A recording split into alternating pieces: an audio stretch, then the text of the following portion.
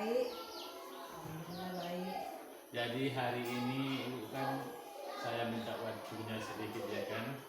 Itu saya ingin mengerjakan tugas saya sebagai guru penggerak dalam modul 3.1 ya kan Bu. Yaitu berkoordinasi dengan kepala sekolah dalam hal kepemimpinan ya kan.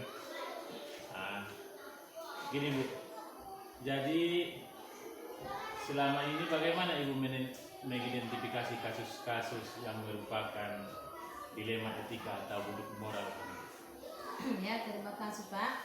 Untuk menghadapi kasus-kasus yang merupakan dilema etika atau bujukan moral, selama ini saya juga mengalami, terutama berada di kelas 1 dan 4. Namanya saja sudah dilema etika, jadi saya harus benar-benar memperhatikan.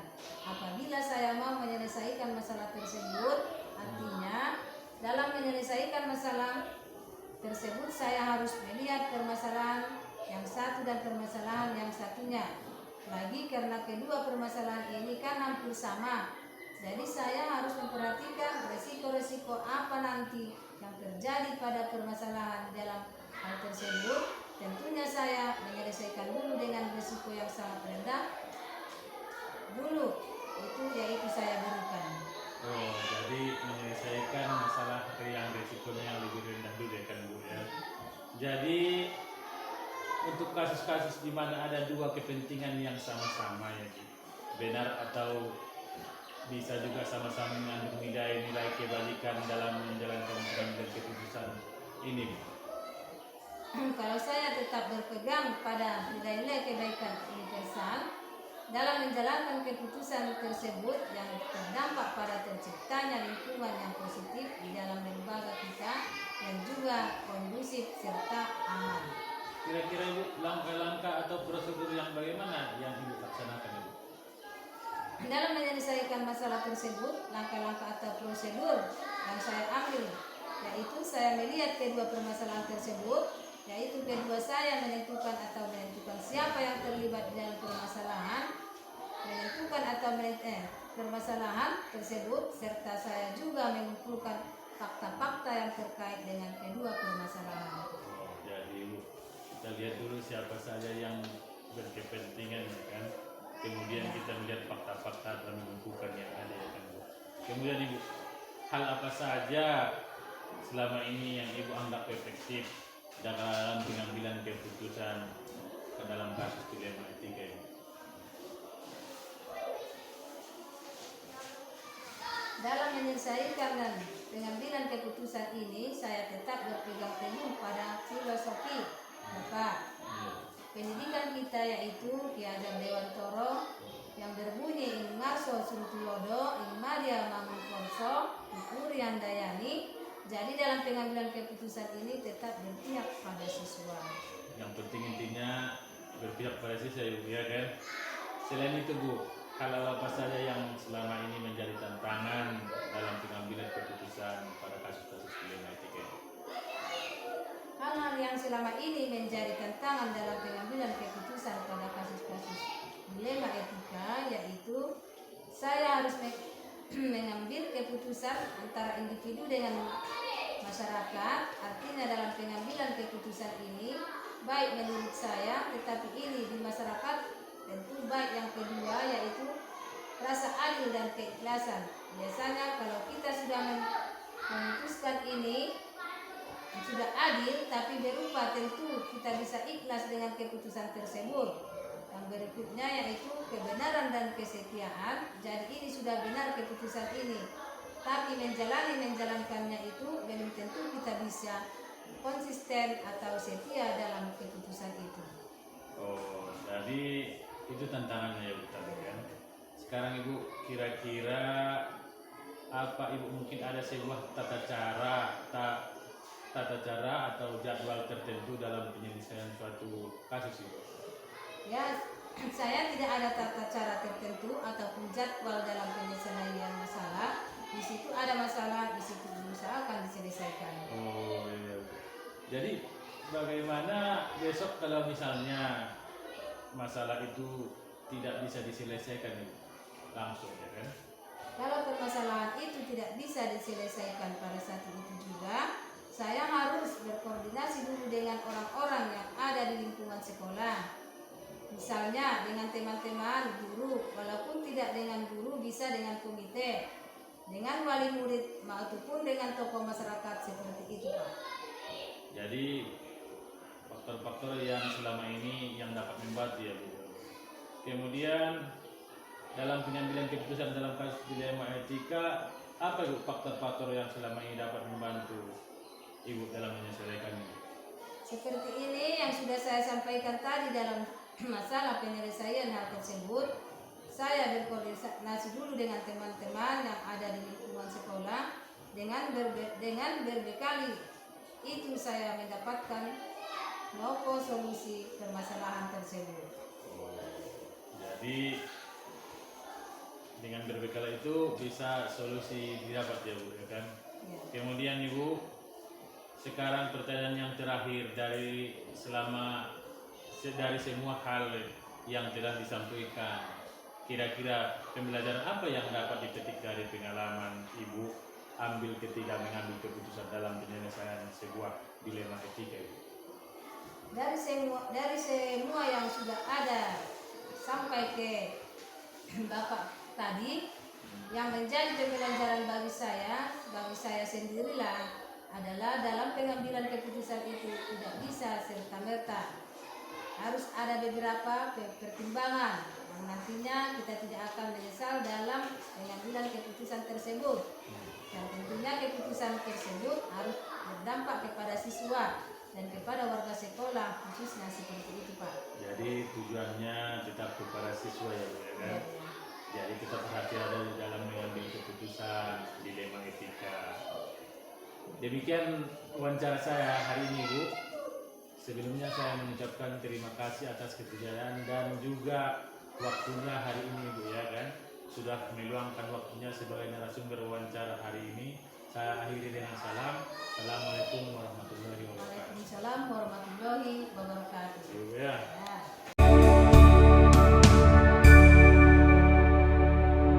Assalamualaikum Pak. Gimana kabarnya? Alhamdulillah sehat Pak. Jadi saya di sini yang pertama untuk silaturahmi ya kan Pak.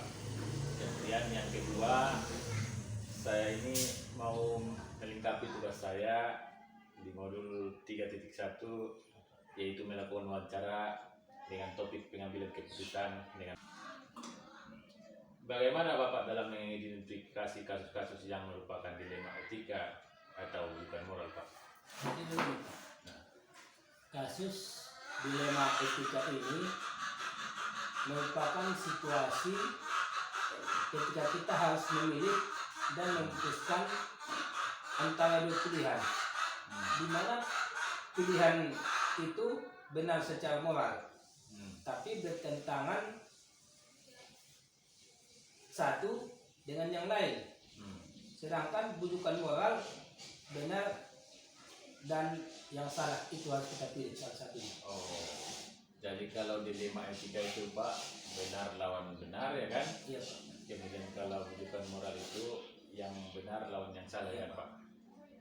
Jadi lalu bagaimana Bapak menjalankan pengambilan keputusan di sekolah, terutama untuk kasus-kasus yang dimana ada dua kepentingan yang sama benar atau mungkin sama-sama mengandung nilai kebalikan Pak? Jadi begini Pak, sebelum diambil keputusan, terlebih dahulu kita melakukan pengumpulan fakta dan data yang ada. Siapa yang terlibat, kemudian menganalisis benar atau salah. Lalu membuat alternatif solusi, membuat keputusan dan melihat lagi keputusan itu sudah diredaksi. Jadi seperti itu Pak. Iya, jadi mulai dari mentelah masalah yaitu mengidentifikasi masalahnya, kemudian memberikan solusi, kemudian mengambil keputusannya kan Pak. Jadi langkah-langkah atau prosedur seperti apa yang bisa Bapak lakukan dalam pengambilan keputusan Pak? Jadi begini Pak, di dalam mengambil keputusan dalam dilema etika itu biasanya sifatnya mendesak. Jadi pengambilannya pun nanti bisa kita mencari alternatif atau solusi dari masalah itu. Jadi seperti itu Pak. Oh. Jadi Pak, kira-kira hal-hal apa saja yang selama ini Bapak anggap efektif dalam pengambilan keputusan pada kasus-kasus dilema etika Pak? Jadi begini Pak, tantangan itu pasti selalu ada. Cuman tergantung kita. Nah, misalkan tantangan dalam mengambil keputusan kasus dilema etika ini adalah masalah tersebut mempunyai nilai yang sama pentingnya dari biasanya, tapi harus ada yang didahulukan. Nah, jadi dalam hal ini harus ada masalah itu yang ditunda dan ada yang didahulukan, serta adanya peraturan perundangan yang harus dipenuhi. Dan tak kalah pentingnya adalah nilai rasa yang harus diutamakan Pak untuk kita sebagai guru. Jadi Pak, kira-kira hal-hal apa saja yang selama ini Bapak anggap efektif dalam pengambilan keputusan pada kasus-kasus dilema etika Pak? Jadi selama ini dalam mengambil keputusan dalam dilema etika yang mungkin sifatnya mendesak, jadi pengambilannya nanti bisa kita mencari solusi atau jalan alternatif. Oh, oke Pak, ya kan. Kemudian Pak, hal apa saja yang selama ini menjadi tantangan dalam pengambilan keputusan pada kasus-kasus dilema etika yang Bapak lakukan ya Pak? Jadi tantangan itu selalu ada dalam setiap permasalahan. Jadi tinggal kita yang harus mampu memilih mana prioritas masalah yang harus didahulukan penyelesaiannya dan mana yang bisa ditunda. Serta kita harus tetap berpedoman dengan peraturan perundangan yang harus kita penuhi agar kita juga tidak salah. Dan tak kalah pentingnya adalah nilai rasa yang harus kita utamakan, sehingga nantinya setiap keputusan itu tidak ada pihak-pihak tertentu yang merasa sangat dirugikan atau mungkin dianggap kita bersebelahan dalam membuat keputusan itu.